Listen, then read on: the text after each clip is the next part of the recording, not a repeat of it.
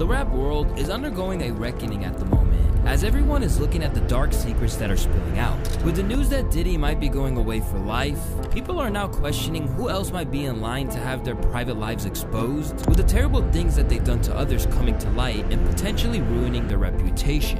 And at the moment, it's not just one individual under scrutiny, but it's rap's real power couple who are being placed under the microscope, as they are now facing accusations that range from behind-the-scenes political manipulation to even murder. What do for him, Jay? I want to take him back a little bit. What's it, man? Put your Rockefeller style in the motherfucking city, nigga. Put your Rockefeller style in the air. After months of silence, Jay-Z seems to be finally breaking his quiet stance, but not in the way you might expect.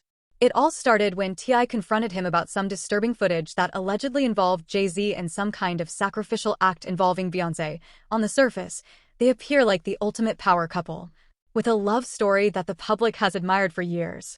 However, behind that glamorous exterior, whispers suggest a darker reality, one where they might be just as secretive, or even more dangerous, than Diddy. Jay-Z's long-standing ties with both R. Kelly and Diddy, combined with his silence amidst their controversies, have only fueled suspicions. To the point, Jay-Z lost a couple of million followers on Instagram. Jay-Z's empire might be untouchable, but the latest gossip has made Hova feel the heat.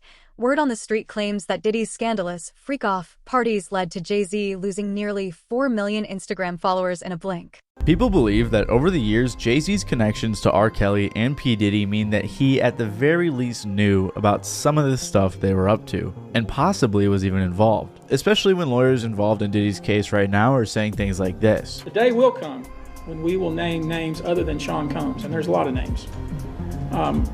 It's a long list already. And of course, I already know who some of these individuals are, but because of the nature of this case, we're gonna make damn sure that we're right before we do that. But the names that we're gonna name, assuming that our investigators confirm and corroborate what we've been told, are names that will shock you. That lawyer even went on to say that there would be some eyebrow-raising names, which is why people think Jay-Z is involved. Diddy and Jay-Z have been friends since the 90s, when they were both going up in the music industry. They even collaborated on a track in 1997. On top of that, these two were connected to Aaliyah and R. Kelly, who were married when Aaliyah was only 15. Dame Dash, who co-founded Rockefeller Records with Jay-Z and dated Aaliyah when she was actually of age, said he thought it was morally wrong for Jay-Z to do a collab album with R. Kelly when he did. Dame said, "It's morally wrong to do a project with someone that we know raped my girl or anybody for that matter." He also said Jay-Z tried getting with Aaliyah too. I guess Jay was trying to get at her as well, and I didn't know. And then it got brought up, and I was like, "F for y'all." But it never worked out for them, and we were both like trying to get at her. I kind of eased up, but then we ran into each other. It's a long story. So you and Jay was both getting at Aaliyah. Obviously, everybody was getting at her.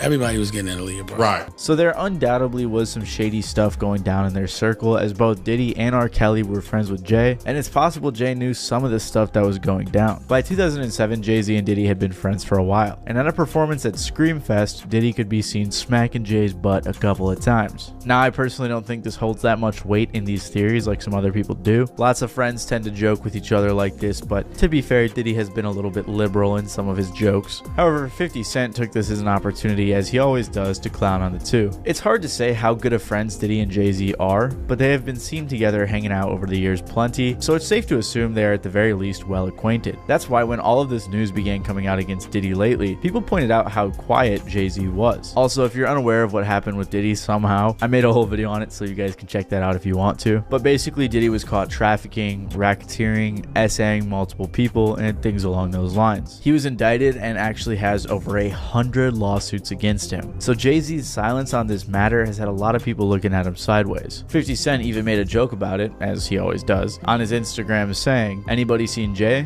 Puff said he ain't been answering his phone. He's commented more in interviews saying that people who aren't talking about it are probably scared because they were involved. You have something huge coming up, which is a documentary about P. Diddy, Puff Daddy, P. Diddy. Yeah. Did he do it, right? Yeah. I know you've been heavy on social media talking about it. He did it. And I'm the only one who's been vocal about this long before it actually oh, you've been saying this for a long time now. And then no one was, they're just, why is he saying this? And now it's coming out like crazy. But I also didn't participate. I also didn't go to those parties. Yeah. So a lot of the celebrity culture that you don't hear saying anything is because they participated. So this is why many people have been pointing the finger at Jay-Z and Beyoncé, suspecting they had some sort of involvement in the Diddy situation. Things got even more serious in the past 2 weeks when Piers Morgan had Jaguar Wright, a singer who's worked with Jay-Z, on his show to discuss the Diddy situation. During this interview, she brought up her opinion on Jay-Z and Beyoncé's suspected involvement. Dream Hampton spearheaded the Surviving R. Kelly campaign, which fueled the Me Too campaign. And that was all funded by Sean Carter to make sure that Robert Kelly went to jail, get his lick back. Why is nobody understanding that Dream Hampton was being financed and ran by Sean Carter? They were able to go and get all of these witnesses because he was there with Robert Kelly. How does Jay-Z sit down with Gayle King and she not ask him one question about the intersection between him and Aaliyah and Robert Kelly? This is insane that people keep refusing to see what's right there. To be clear, I couldn't find any articles that said that Jay-Z funded this docuseries, although I did see a few articles saying that Jay-Z declined to be interviewed for the show. She also said in this interview that Jay-Z and Beyoncé are a nasty couple who do nasty things. While Diddy's alleged misdeeds are being plastered all over, Jay-Z's actions seem to have been carried out far more secretively. Yet, Jaguar Wright has been sounding the alarm, much like she did before Diddy's troubles erupted. People against their will, putting people on planes while they're unconscious, just like Aaliyah got on that plane, unconscious. Now, if you were looking for that portion of her interview with the British journalist anywhere else on YouTube, you wouldn't find it. Because after she made those comments, Morgan got hit with a cease and desist and was made to censor his allegedly uncensored show. Well, Jaguar Wright unexpectedly made several serious allegations about Jay-Z and Beyoncé during that interview. As I said in the moment, they were not present to respond or defend themselves, but now they have. Their lawyers contacted us to say that those claims were totally false and have no basis in fact, and we've therefore complied with the legal request to cut them from the original interview. Editing interviews is not something we do lightly at a show called Uncensored. Like the proverbial cries of fire in a crowded theatre, there are legal limits on us too, and we apologise to Jay-Z and Beyoncé. After it was pulled from air and Morgan had this tail between his legs, their lawyer Alex Spiro labeled the claim as clearly false. There's rumors and then there's nonsense. And this is one step further. He told TMZ, "This is a pointed and formal accusation of something. I felt it needed to be responded to. I think somebody reported it was a cease and desist. It wasn't that. It was quite bluntly an ultimatum, which is to remove that false accusation that's demonstrably false, or a court is gonna order you to. So I think he made the wise choice and acted accordingly." Some people agreed with their legal team that you couldn't just make claims like this without any consequences. But there were some who felt that this made Jay-Z and Beyoncé look way more guilty than they would otherwise, and maybe the damage had been done. Where there's smoke, there's fire. It's too late to edit it out. The internet lives forever. And I mean, they're right. Once you put something onto social media, it takes on a new life of its own. And these days, there's a lot of people who are wondering now if Jay-Z and Beyoncé weren't just in cahoots with Puff, but were just as bad as the diddler himself. Because even after the threats of legal action from Jay and Bey's legal team, Jaguar continued to argue that if Diddy was brought to justice, they would be too. That's always been my focus. They're one and the same. Tell me something. When you have a peanut butter jelly sandwich, if it's just peanut butter, it's just peanut butter. If it's just jelly, it's jelly. When you put it together, it becomes a peanut butter and jelly sandwich, and the taste is undeniable. You're saying Diddy and Jay-Z is peanut butter jelly? Peanut butter and jelly. Let's deal with the sandwich. As opposed to jumping on the bandwagon, it should be noted that this is definitely the first time that she leveled these claims at Hove and Co. Instead, Jaguar, who sang backing vocals on Jay-Z's Unplugged album, has been claiming that Hove abused her and others for years. Sean Carter is just as bad as the diddler, and I know that for a fact. I got the scars to prove it. Want to know what a box cutter feels like going into your skin and ripping you? I can tell you how it feels. Y'all ain't seen shit. That Cassie is nothing. Are you trying to say like Jay-Z put hands on you? I'm saying Sean Carter remembers everything he did to me and he's got it on tape. Just like Diddy, it's gonna be the women that get them in the end. Of course, there are some people who would discredit Jaguar Wright. Throughout the years, she has shown signs of instability, such as throwing her son's ashes at people during an argument before smearing them on her own skin. Oh my dear son. Oh my dear son. Oh my son. Oh my son. They're all dead. No, they're all dead. They're all dead. They're all dead. They're all dead. But as hard as that is to accept, she has been proven right in other ways. From Diddy's secret freak-offs, right down to the ingredients of the cocktail that Diddy used to sedate the participants in these events. It's a veterinary drug. It's a horse tranquilizer. Now, gay men have been using this for years. If you went to a gay party or a gay rave, there were certain drugs that you will always find on hand. Viagra, Special K, and coke. But as headline-grabbing as what she has to say is, Wright is ultimately only one voice in the crowd of people who have suggested that there's something seriously warped going on behind the scenes in Hov's life, right down to fellow 90s hip-hop artists like Lord Jamar. According to him, Hov's indiscretions were a lot better disguised than Diddy's. But the fact that he started dating Beyoncé after meeting her when she was just 17 years old, as well as rumors that he got with Foxy Brown when the rapper was 15 and he was 27, should have rang alarm bells. You know, I will say that Jay-Z, if he was doing ill shit like that, he was more quiet about it. You know what I mean? But then, if we be real with ourselves, it was kind of abnormal when he got with Beyoncé. Like, she was pretty young when he got with her. There's rumors that he was messing with Foxy Brown when she was pretty young, you know. So there's a lot of those rumors around. But if you ask Jamar, this situation is scarily common when it comes to these high-powered celebrities, and Jay is just one of many people that he had heard some dark things about. You know, I'm not gonna lie, when certain people get to a certain level of fame, I don't know why, but you start to hear little about certain people sometimes. While Diddy's controversies have exploded into the public eye, Jay-Z's dealings seem to stay just below the surface, hinting at something far darker and more elusive. But let's not overlook Beyoncé either. The image of the perfect power couple begins to crumble as new allegations suggest a hidden darkness behind their empire. As more victims come forward against Diddy, Jay-Z and Beyoncé's names keep surfacing again and again. Mitchell Kidd, who's representing a number of alleged victims, claims that she was told about the existence of an inappropriate video featuring Diddy and a very high-profile person. Diddy has denied knowledge of this video, saying that this lawyer, just wants publicity and attention. According to the New York Post report, 2 members of an unnamed A-list celebrity's inner circle told the publication how he's horrified. It's triggering. It feels like beyond betrayal and a violation, and it's causing a lot of issues. It brings up some really disturbing and bad memories. It's a total nightmare. He feels like he was victimized years ago, and now he's being victimized again. If this footage gets out, it will follow him for life, and it'll be on the internet forever. Please don't. Please don't. There's not much he can do about it. If there was a video taken without his knowledge and that somehow gets out, all he can do is pray. He's praying that all of this goes away. Poor Justin Bieber. The New York Post adds that alleged footage is being shopped around to media outlets by more than one person, and it shows a man who appears to be Diddy getting intimate with a younger male who appears to be the A-lister. Both of their faces are clearly visible. Now, this lawyer did do an interview, so let's take a look. I also was just recently contacted by someone who wanted me to essentially represent them in the sale of one of the Diddy tapes. So, which I declined that because... Wait a minute, say that again. Say that again, back up.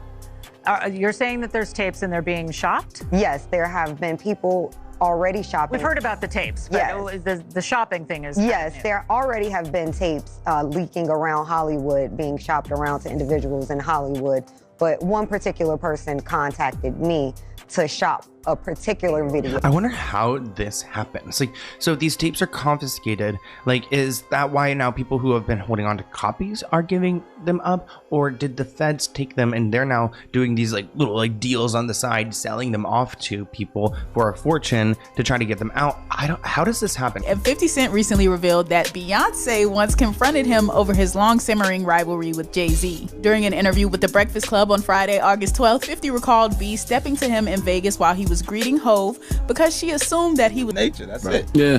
Hip hop, how you battle. It's not like you think I want to do something. No. Mm-hmm. Like we don't want to do something.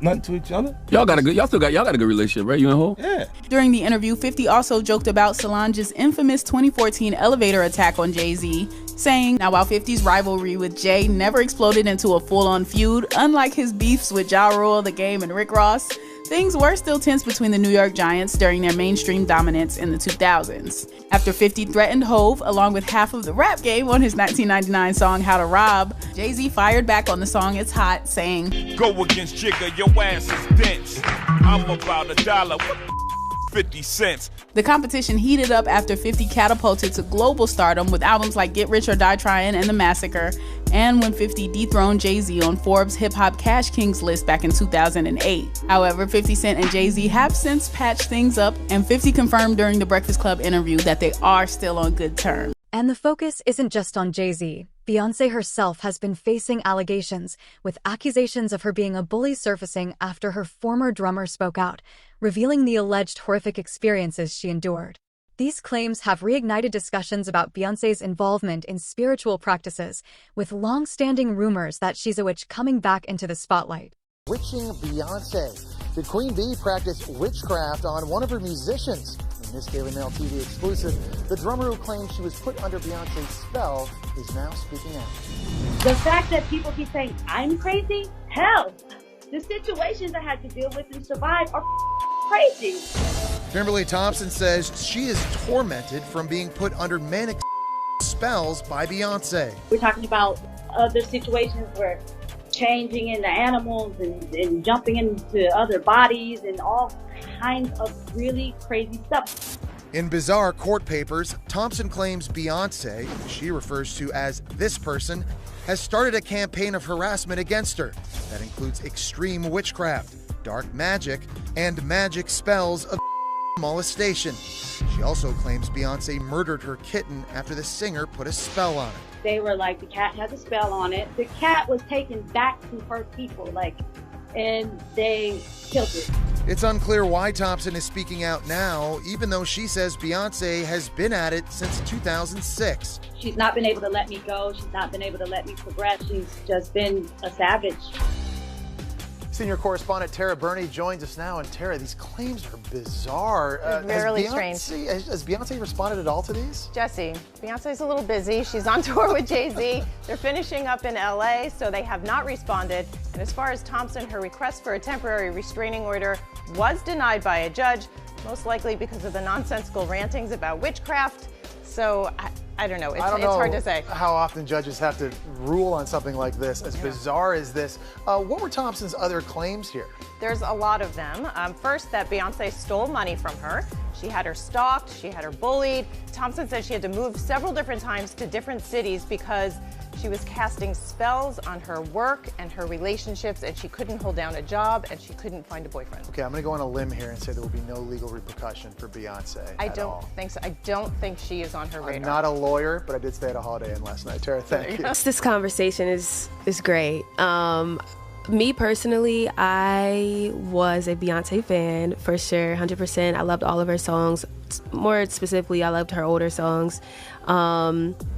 Up until kind of similar to the experience that Jackie Hill Perry had, is like up until Revelation came, and I was just like, yeah, this is not sitting well with me. I think it's a really touchy topic. I personally would not go to the concert. I definitely think that if I openly know what some of these celebrities get into, me going to a concert, what does that say about me? What does that say about me as a believer?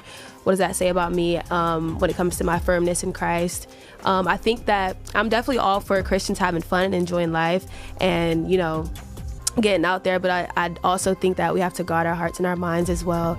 If we know someone is openly doing certain things, I think that we do have to also guard our hearts and our minds. And so, yeah, that's generally how I feel about it. But it can get tricky. I can't say that a person that goes to this concert does not have the Holy Ghost. I can't say that a person that goes to a Beyoncé concert does not have the Holy Spirit. I don't think that's up to me to decide. I don't think that I have that right to speak on. I can't say that at all. But I will say, I guess it comes to what people are convicted about. Whatever that looks like, it's different for everyone. But I can say personally for me, who I used to be a diehard Beyonce fan, I definitely have had to like draw back from some of her music now and like really kind of, like I said earlier, just make boundaries with what I listen to when it comes to that. So. Beyonce. Different things. Solange Knowles walks in, Beyonce's sister. Into that little, it's called a botanica, a little witchcraft store. Solange Knowles, Beyonce's sister, walks in with her boyfriend, and I'm like, is this a dream? And is this Solange Knowles? He's like, yeah, she comes here regularly. We do rituals for her and her family. And I'm just like, what? Like the Knowles? Like, yeah, man, this is real. And she's buying product and paying for rituals, and I'm like, man, E5 don't make no mistake, bro. What's E5? Because I heard of it. Oh, shit! Yeah. A lot of people practice it like Senorita or somebody. Beyonce. Beyonce practice E5. She a child of Ocean. She a child of Ocean. She got songs like, oh, for real? Talking about her ancestor. Every time she dressed up like her ancestor. When she was pregnant, she dressed up as Ocean. Oh, wow. So have you ever spoken with the dead? Yeah, I feed them. What do you mean? I feed them all the time. I take care of them for them to take care of me every day.